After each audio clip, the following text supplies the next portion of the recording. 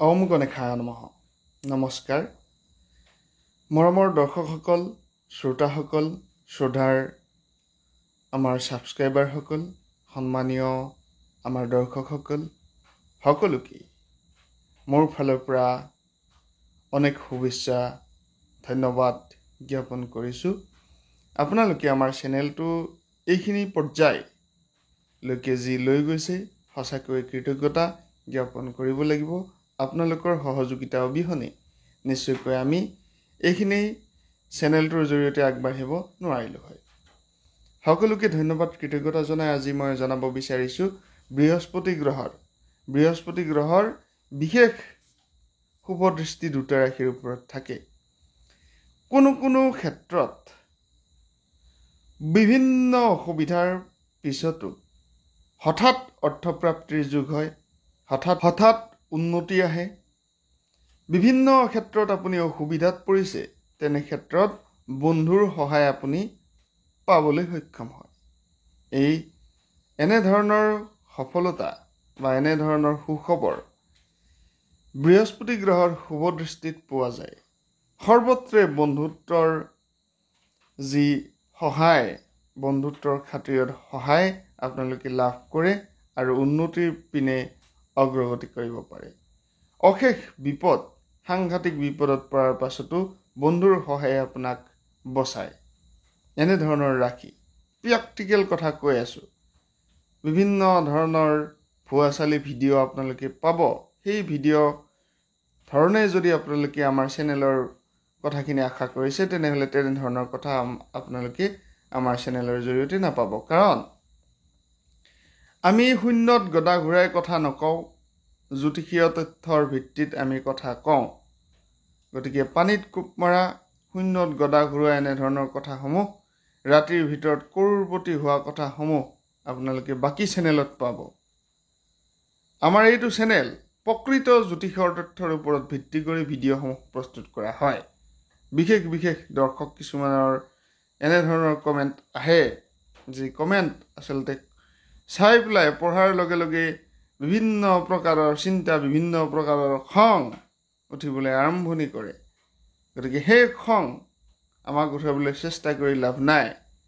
গীতাত কোৱা হৈছে, পণ্ডিত কাক বুলি কোৱা হয় বা জ্ঞানী বিদ্যামান কাক বুলি কোৱা হয়। অসমীয়াত ভাঙনি কৰা গীতাখন যদি আপোনালোকে পঢ়ে, তেনেহ'লে পাব।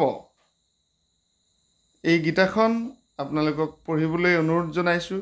যিসকলে বিভিন্ন ধৰণৰ নাকাৰাত্মক কমেণ্ট কৰিবলৈ আৰম্ভণি কৰিছে, ধন্যবাদ জনাইছোঁ। আপোনালোকৰ কাৰণে চেনেলটো অগ্ৰগতি হৈছে। আপুনি বেয়া কমেণ্ট দিয়ক, ভাল কমেণ্ট দিয়ক, যিকোনো কমেণ্ট দিয়ক, কিন্তু কমেণ্ট এটা যদি আপুনি প্ৰদান কৰে, তেনেহ'লে চেনেলটোৰ অগ্ৰগতি হয়। গতিকে ভালেই দিয়ক বা বেয়াই দিয়ক, কিন্তু গীতা শাস্ত্ৰখন এবাৰ পঢ়ি চাবলৈ অনুৰোধ জনাইছোঁ।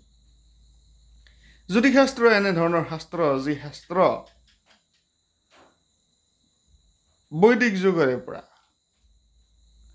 বেদ বেদাংগৰ বিভিন্ন পন্থা দি ইয়াৰ সৃষ্টি হৈছে।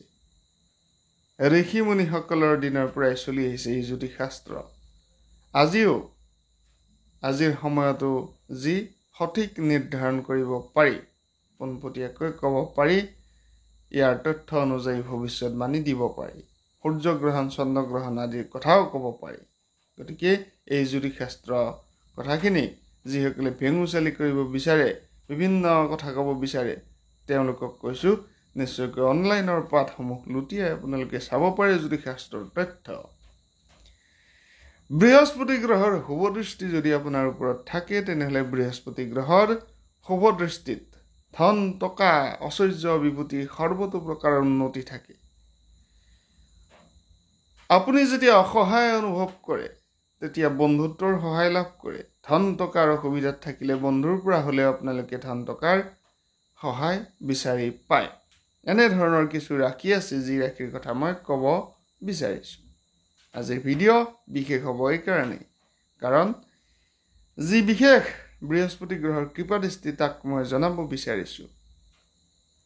লগতে জনাম বৃহস্পতি গ্ৰহৰ প্ৰতিকাৰ কি ধৰণে কৰিব পাৰি, বৃহস্পতি গ্ৰহ যদি আপোনাৰ জন্মকুণ্ডলীত অস্ত যায় আছে বা আপোনাৰ জন্মকুণ্ডলীত নিম্ন অৱস্থাত আছে, যুৱক অৱস্থাত আছে, বালক অৱস্থাত আছে, তেনেহ'লে জ্যোতিষশাস্ত্ৰত কোৱা হৈছে যে এনে ক্ষেত্ৰত বৃহস্পতি গ্ৰহৰ পোনপটীয়া দৃষ্টি নাপালে ধন টকা, ব্যৱসায়ৰ ক্ষেত্ৰত উন্নতি, কৰ্মৰ ক্ষেত্ৰত উন্নতি কেতিয়াবা বাধা আহে।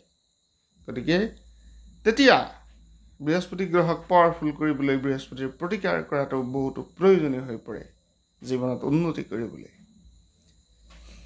9টা গ্ৰহৰ মাজত দেৱগুৰু বৃহস্পতি বুলি কোৱা হৈছে। দেৱতাসকলৰ গুৰু আছিল বৃহস্পতি, আৰু সেই বৃহস্পতি গ্ৰহৰ কৃপা দৃষ্টি নহ'লে মানুহ কিন্তু জীৱনত উন্নতি কৰাটো কিছু ক্ষেত্ৰত কঠিন হৈ পৰে।